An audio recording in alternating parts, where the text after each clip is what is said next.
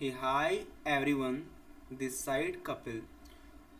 Today we are again going to continue our series of statement type questions.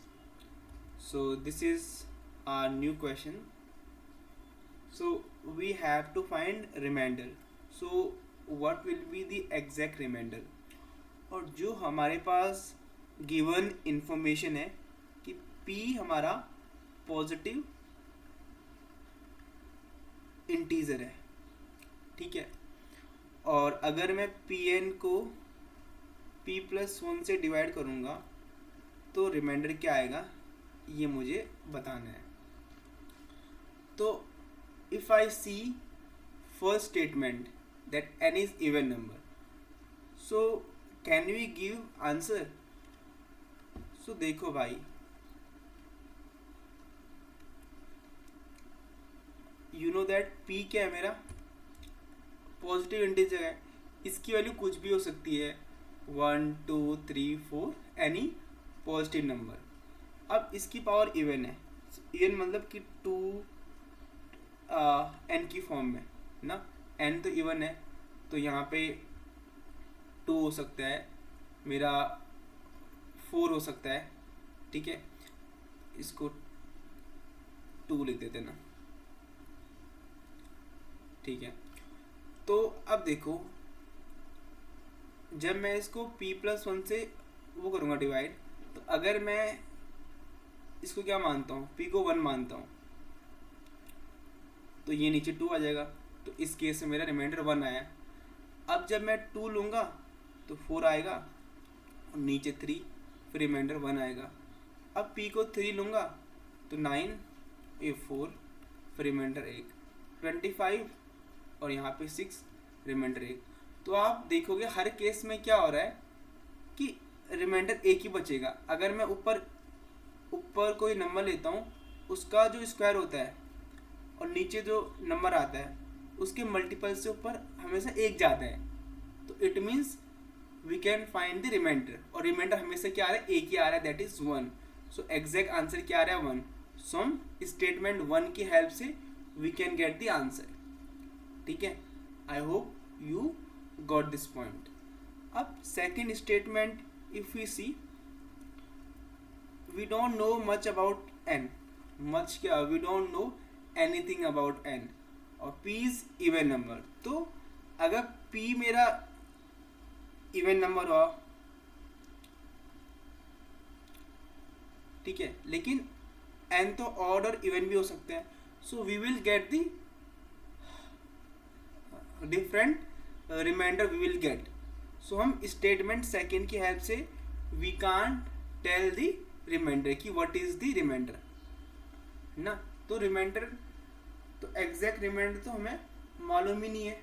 Reminders निकल सकते हैं पर reminder नहीं निकल सकता है, ठीक है, क्योंकि सिंगल चेन है में आंसर। जैसे यहाँ हर केस में we can get the same reminder, so we can easily से विद हेल्प ऑफ स्टेटमेंट 1 कि भाई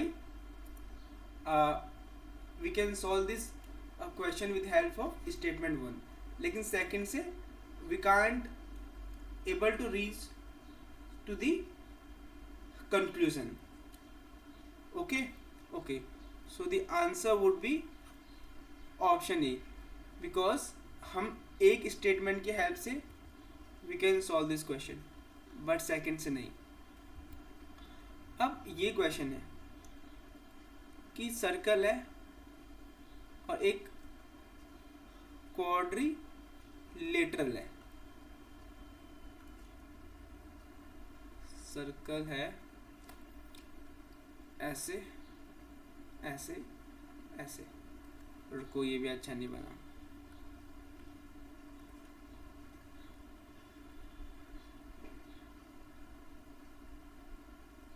ये मान लो सर्कल है भाई, मान लो, मानने में क्या ही जाता है। अब मुझे बताना है कि what is the perimeter of this quadrilateral. तो आपको पता होना चाहिए, एक रिजल्ट होता है when we read circle chapter, तो हमें पता रहता है कि एक्सटर्नल पॉइंट से सर्कल पे 2 टेंजेंट इक्वल होती हैं, ठीक है। तो यहाँ से एक रिजल्ट निकल के आता है A B plus D C equal to A D plus B C, मतलब इन दोनों का सम इक्वल टू इन दोनों का मेरा सम आएगा। तो इसका मतलब क्या है कि अगर मुझे ये साइड और ये साइड मिल गई तो easily I can find the perimeter of this whole coordinator ना। सो अगर मैं स्टेटमेंट 1 से देखूंगा तो अगर मुझे A B plus D C है तो मुझे पता है इन दोनों का सम भी कितना होगा, उतना ही होगा। तो आई कैन इजली से कि पेरीमीटर कितना होगा मेरा 20 होगा ना। और इससे ही बोल दूंगा क्योंकि A D plus B C भी तो इन दोनों के इक्वल होते हैं, तो आई कैन इजली से कि perimeter will be 20। So we can solve this question with any of this statement, या दोनों से मैं सॉल्व कर सकता हूँ। तो आंसर मेरा क्या होगा, option B, if the question can be answer by other statement alone. तो मैं दोनों स्टेटमेंट से आंसर कर सकता हूँ, इससे भी और इससे भी। So I hope you got these two questions, and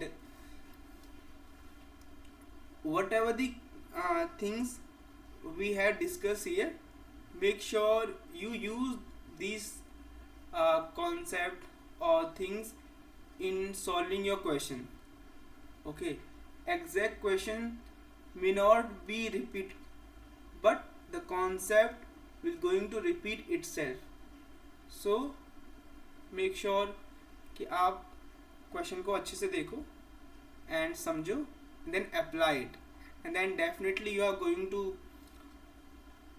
ash in your examination. Thank you.